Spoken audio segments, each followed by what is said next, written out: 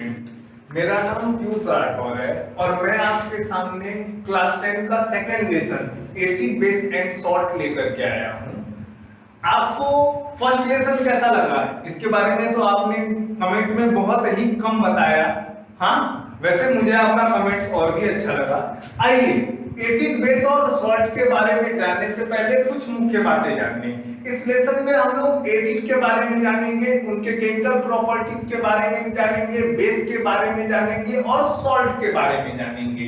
इन सभी के केमिकल और फिजिकल प्रॉपर्टीज के बारे में जानेंगे और इन सभी को जानने से पहले हम लोग इंडिकेटर्स के बारे में जानेंगे कि इंडिकेटर्स होता क्या है और आखिरी में इससे बना हुए इन एसिड्स बेस और सॉल्ट से बने हुए कुछ अलग अलग कंपाउंड अथवा केमिकल को जानेंगे जो हमारे डेली लाइफ में यूज करते हैं। सबसे पहले हम आपको बताना चाहेंगे कि हमारे पीरियोडिक टेबल में 118 एलिमेंट्स हैं। जैसा कि आप सभी जानते हैं 118 एलिमेंट्स हमारे पीरियोडिक टेबल में मौजूद है और ये 118 एलिमेंट आपस में मिलकर के मिलियंस कंपाउंड बनाते हैं, जिसे हम गिन भी नहीं सकते उतने कंपाउंड बनाते हैं।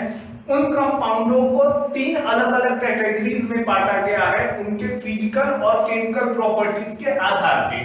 सबसे पहला है acid, then base and then salt. इन एसिड बेस और सॉल्ट को जानने से पहले हम लोग को जानना होगा इंडिकेटर्स क्या होता है। What are indicators? And indicators is a dyes that change color when input into acid or base.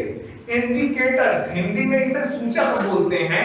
Indicators वह होते हैं जो कि जब हम इंडिकेटर्स को या इंडिकेटर्स पे एसिड अथवा बेस डालते हैं तो वो कलर को चेंज करके अपना बताते हैं कि वह acid either it is a base और इट इज अ एसिड। आइए सबसे ये इंडिकेटर्स तीन होते हैं। पहला लिटमस पेपर, दूसरा मिथाइल ऑरेंज और तीसरा फेनोक्सिडीन। लिटमस पेपर जो है हमारा लीचेंस नाम के एक प्लांट से मिलकर के बनता है। ये एक पेपर के रूप में होता है और सॉल्यूशन दोनों रूप में मौजूद होता है और ये दो अलग अलग कलर्स में होते हैं, blue litmus and red litmus. जब हम लोग ब्लू लिटमस में अगर एसिड डालते हैं तो वो रेड कलर में चेंज हो जाता है और रेड लिटमस में अगर बेस डालते हैं तो वो ब्लू कलर में चेंज हो जाता है। इसके बाद हम लोग बढ़ते हैं आगे दूसरे इंडिकेटर की तरफ, that is called methyl orange. Methyl orange एक ऑरेंज कलर का इंडिकेटर है और इस मिथाइल ऑरेंज में जब हम लोग एसिड डालते हैं तो वह रेड कलर का हो जाता है और जब बेस डालते हैं तो वह येलो कलर का हो जाता है। इसी के साथ बढ़ते हैं तीसरे हमारे इंडिकेटर की तरफ जिसे हम फेनोक्सिडीन कहते हैं। फेनोक्सिडीन एक कलरलेस सॉल्यूशन है और इस सॉल्यूशन में जब हम लोग एसिड डालते हैं तो वो अपना कोई भी कलर चेंज नहीं करता है अथवा कलरलेस है तो कलरलेस ही रहता है। लेकिन अगर उसमें हम बेस डालते हैं तो वह पिंक कलर में बदल जाता है। यहाँ तक बात रही इंडिकेटर्स की, ऐसे डाइस जो कि कलर चेंज करके हमें एसिड और बेस के बारे में जानते हैं, बताते हैं। आइए इसके आगे हम बढ़ते हैं और फैक्टरी इंडिकेटर्स की तरफ। ऐसे इंडिकेटर्स जो अपना स्मेल चेंज करके हमें बताते हैं कि दैट सॉल्यूशन इज एसिड और बेसिक इन नेचर।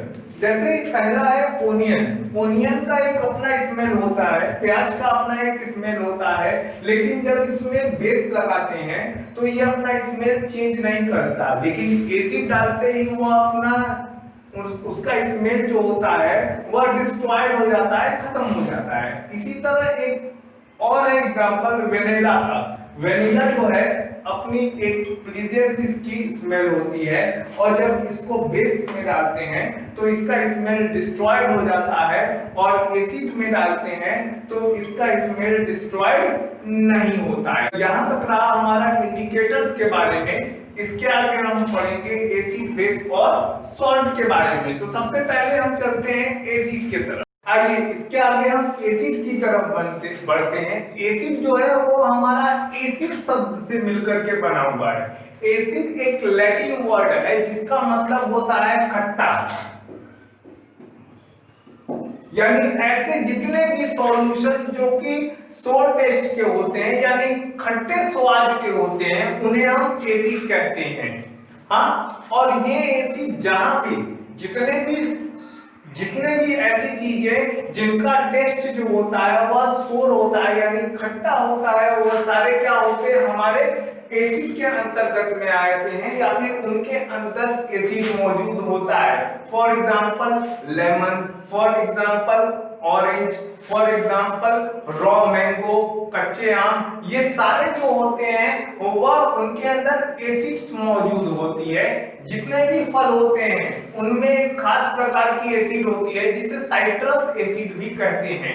इसी तरह से जब हम लोग दूध को दही में कन्वर्ट करते हैं तो उसके अंदर एक एसिड प्रोड्यूस हो जाता है जिसकी वजह से दही खट्टी हो जाती है। उस एसिड को हम लोग लैक्टिक एसिड के नाम से जानते हैं। ये एसिड्स जो होते हैं वह दो तरह के होते हैं, पहला ऑर्गेनिक एसिड और दूसरा मिनरल एसिड। सबसे पहले हम जानते हैं ऑर्गेनिक एसिड किसे कहते हैं। ऐसे एसिड जो कि प्लांट्स और एनिमल्स के द्वारा हमें प्राप्त होते हैं। प्लांट्स एंड एनिमल्स के द्वारा ऐसे एसिड जो हमें प्राप्त होते हैं उन्हें ऑर्गेनिक एसिड कहते हैं। For example lemon, mango, milk, curd, इन सब में रॉ मैंगोज, इन सब में जो एसिड्स पाई जाती है वह सारे क्या होते हैं ऑर्गेनिक एसिड के अंतर्गत में आते हैं। और ऐसे एसिड जो होते हैं वह कम हार्मफुल होते हैं। इसके बारे में हम आगे भी डिस्कशन करेंगे। फिलहाल चलते हैं मिनरल एसिड की तरफ। मिनरल एसिड ऐसे एसिड होते हैं जो हमें जमीन के अंदर से नेचुरली प्राप्त होते हैं और मोस्टली ऐसे एसिड केवल तीन होते हैं, पहला हाइड्रोक्लोरिक एसिड, दूसरा सल्फ्यूरिक एसिड और तीसरा नाइट्रिक एसिड। हाइड्रोक्लोरिक एसिड यानी HCl, सल्फ्यूरिक एसिड H2SO4 और नाइट्रिक एसिड HNO3। ये तीन ऐसे एसिड्स हैं जो कि हमें जमीन के अंदर से प्राप्त होते हैं और ये सारे क्या कहलाते हैं मिनरल एसिड कहलाते हैं। ये जो एसिड्स होते हैं मिनरल एसिड ये बहुत ही स्ट्रॉन्ग एसिड आते हैं। अब हम बात करते हैं एसिड्स के स्ट्रॉन्ग होने और वीक होने की बात में।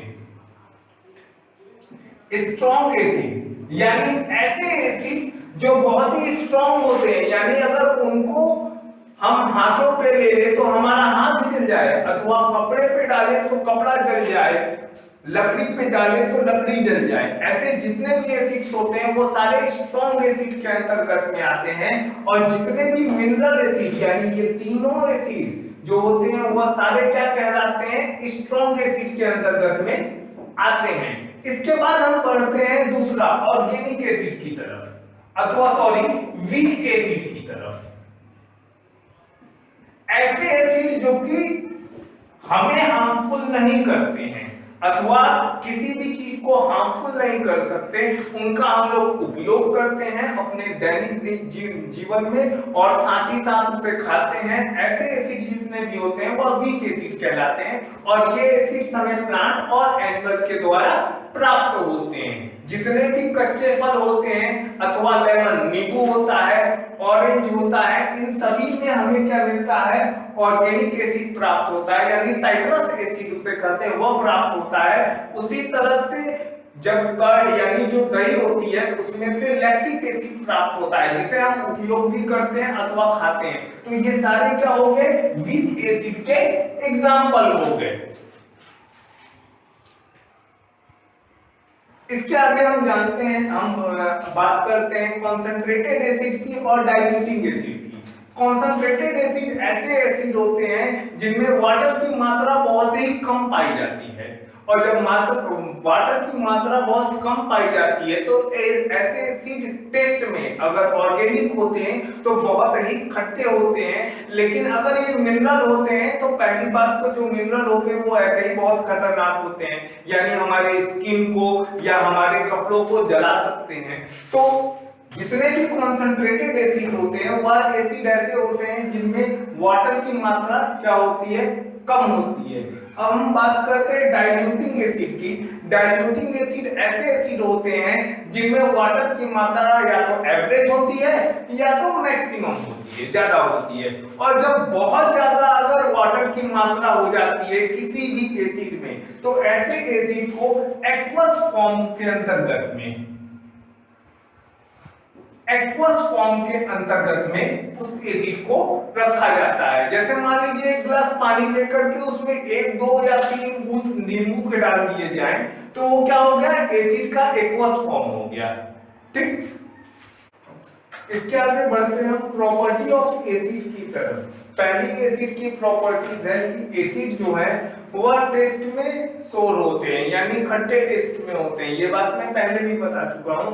दूसरा, जितने भी एसिड होते हैं वह ब्लू लिटमस को रेड कलर में चेंज करते हैं। Third is acid are conduct electricity और दे आर कॉल्ड कंडक्टर्स। जितने भी एसिड होते हैं वह इलेक्ट्रिसिटी को कंडक्ट करते हैं और ऐसे जितने भी सॉल्यूशंस होते हैं जो कि एसिड को जो कि इलेक्ट्रिसिटी को कंडक्ट करते हैं उन्हें हम इलेक्ट्रोलाइट कहते हैं। तो वो जितने भी एसिड होते हैं वो सारे क्या होते हैं, इलेक्ट्रोलाइट होते हैं। इसके बाद हम आते हैं रिएक्शन की तरफ। तो जितने भी एसिड होते हैं वह जब मेटल के साथ रिएक्ट करते हैं तो सॉल्ट और हाइड्रोजन गैस का फॉर्मेशन करते हैं। फॉर एग्जांपल मेटल जो होते हैं वो हाइड्रोजन के साथ रिएक्ट करते हैं, तो मैंने क्या बताया, सॉल्ट और हाइड्रोजन गैस का फॉर्म करते हैं। मान लीजिए जिंक Zn है, ये जब H2SO4 यानी सल्फ्यूरिक एसिड के साथ रिएक्ट करता है तो रिएक्ट करने के बाद क्या बनाता है, सॉल्ट के रूप में ZnSO4 बनाता है यानी जिंक सल्फेट बनाता है और साथ ही साथ H2 गैस जो होता है वह इवॉल्व होता है। इसके बाद आइए पांचवें रिएक्शन की तरफ बढ़ते हैं। तो जितने भी एसिड होते हैं वह मेटल कार्बोनेट या फिर मेटल हाइड्रोकार्बोनेट दोनों के साथ रिएक्ट करते हैं तो सॉल्ट, कार्बन डाइऑक्साइड और वाटर का फॉर्मेशन करते हैं। इसके एग्जांपल के तहत हम अगर बात करें तो जैसे सोडियम कार्बोनेट हुआ यानी Na2CO3, ये हुआ हमारा सोडियम कार्बोनेट। और ये सोडियम कार्बोनेट जब HCl यानी हाइड्रोक्लोरिक एसिड के साथ रिएक्ट करता है तो रिएक्ट करने के बाद सॉल्ट के फॉर्म में 2NaCl बनाता है यानी कि सोडियम क्लोराइड बनाता है, साथ ही साथ कार्बन डाइऑक्साइड बनाता है और वाटर बनाता है यानी H2O के फॉर्म में वाटर बनाता है। अब आगे हम चलते हैं अपने लास्ट के प्रॉपर्टीज की तरफ। तो जितने भी एसिड्स होते हैं वह जब बेस के साथ रिएक्ट करते हैं तो सॉल्ट और वाटर का फॉर्मेशन करते हैं। यानी एसिड जब बेस के साथ रिएक्ट होता है तो सॉल्ट का फॉर्मेशन करता है और साथ ही साथ वाटर का फॉर्मेशन करता है। जैसे HCl हाइड्रोक्लोरिक एसिड, ये जब NaOH यानी सोडियम हाइड्रोक्साइड के साथ रिएक्ट करता है तो Na जो है यानी सोडियम जो है वह Cl के साथ जुड़ करके NaCl यानी कि सोडियम क्लोराइड बनाता है और OH H के साथ जुड़ करके H2O यानी कि वाटर का फॉर्मेशन करते हैं। और ऐसे रिएक्शंस जिस रिएक्शन में एसिड और बेस दोनों रिएक्ट करके सॉल्ट और वाटर का फॉर्मेशन करते हैं, ऐसे रिएक्शन को हम न्यूट्रलाइजेशन करते हैं। ऐसा यहाँ हुआ कैसे, यानी HCl और NaOH में सोडियम Na जो है वो Cl के साथ जुड़ा कैसे, इसके बारे में हम अपने प्रीवियस वीडियोस में यानी चैप्टर 1 के वीडियो में आप सभी लोगों को बता दिए हैं। फिर भी अगर आपको यहाँ कंफर्म नहीं हो रहा है तो आप हमारे प्रीवियस चैप्टर के वीडियो को देखिए और देख करके कंफर्म हो जाइए अथवा पूरी जानकारी ले लीजिए। फिर भी हम आप लोगों के लिए थोड़ा सा यहाँ पे बता दे रहे हैं कि H जो होता है वो यहाँ पॉजिटिवली आयन बना रहा है, Cl जो है वो निगेटिवली आयन बना रहा है, उसी तरह सोडियम जो है वो पॉजिटिवली आयन है और OH जो है यानी हाइड्रोक्साइड है वो निगेटिव आयन है। तो Na जो है वह आकर के Cl के साथ जुड़ रहा है, क्योंकि Na पॉजिटिव आयन है और Cl क्या है, नेगेटिव आयन है। तो ये दोनों एक एक इलेक्ट्रॉन आपस में बांट करके क्या कर रहे हैं, जुड़ करके NaCl यानी सोडियम क्लोराइड का फॉर्मेशन कर रहे हैं। और H जो है वो OH के साथ जुड़ जा रहा है, यानी हाइड्रोनियम आयन जो है यानी H+ आयन जो है वह हाइड्रोक्साइड आयन यानी OH- आयन के साथ जुड़ करके वाटर का फॉर्मेशन कर रहा है। इसके आगे हम बढ़ते हैं अपने नेक्स्ट टॉपिक की तरफ, जिसमें एसिड जो है वो मेटल ऑक्साइड के साथ रिएक्ट करके हमारा सॉल्ट और वाटर बनता है। कोई भी एसिड जब मेटल ऑक्साइड के साथ रिएक्ट कर रहा है तो वो सॉल्ट और वाटर का फॉर्मेशन करता है, जैसे CuO+2H2O। यहाँ पे क्या है, कॉपर ऑक्साइड जो है वह HCl यानी हाइड्रोक्लोरिक एसिड के साथ रिएक्ट कर रहा है, तो रिएक्ट करने के बाद Cu जो है वह Cl2 के साथ अथवा 2Cl के साथ जुड़ करके CuCl2 का फॉर्मेशन करेगा, और साथ ही साथ जो 2H है वह O के साथ ऑक्सीजन के साथ जुड़ करके H2O वाटर के साथ फॉर्मेशन करेगा। इसके बाद हम बात करते हैं आठवें और अपने आखिरी प्रॉपर्टीज के तरफ। जितने भी एसिड्स होते हैं वह सारे कोरेसिव नेचर के होते हैं।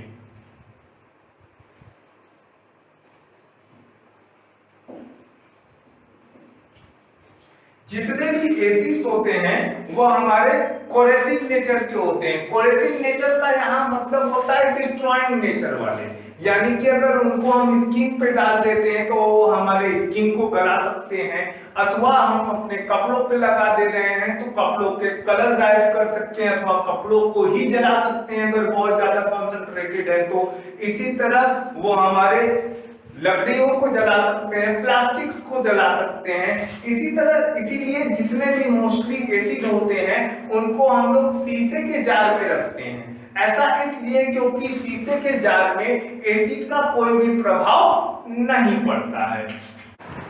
इसके आगे हम बढ़ते हैं ऑल कॉमन इन एसिड, यानी what do all common in acid. Acid में ऐसे सभी एसिडों में कॉमन क्या होता है, कैसे हम उनके स्ट्रक्चर को या कैसे हम उनके फॉर्मूले को देख करके ये पता लगा सकते हैं कि वह एसिड है अथवा बेस।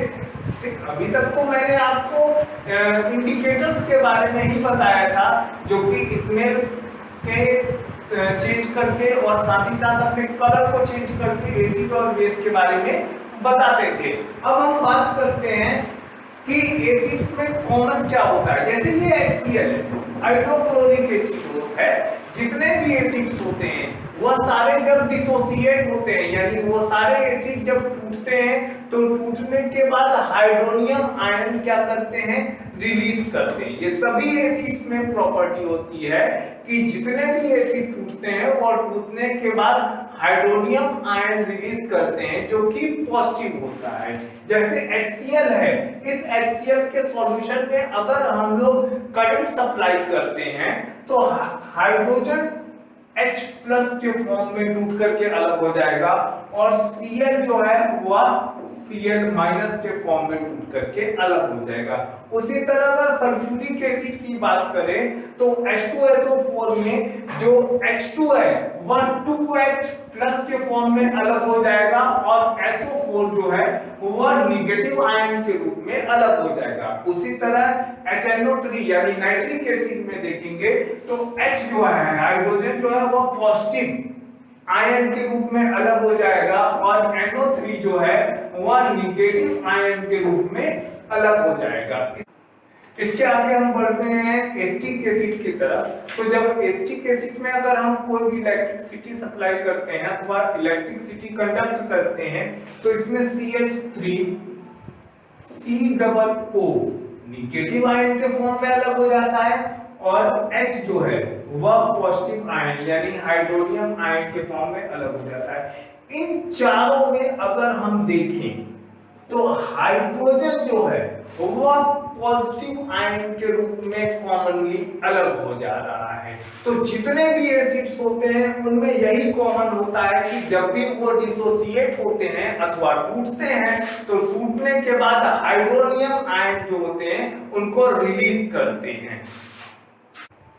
इस यहां तक एसिड की बात रही। इसके आगे के पार्ट 2 में हम लोग बेस और सॉल्ट के बारे में पढ़ेंगे और साथ ही साथ एसिड, बेस और सॉल्ट से बनने वाले अलग अलग कंपाउंड्स के बारे में पढ़ेंगे, अलग अलग सॉल्यूशंस के बारे में पढ़ेंगे जिसका हम लोग उपयोग अपने चारों तरफ डेली लाइफ में उपयोग करते हैं। तो इसी तरह आप हमारे चैनल को लाइक, सब्सक्राइब और शेयर करें। हाँ, और आगे के वीडियोस देखने के लिए सेकंड पार्ट और थर्ड पार्ट में जाएं। Thank you.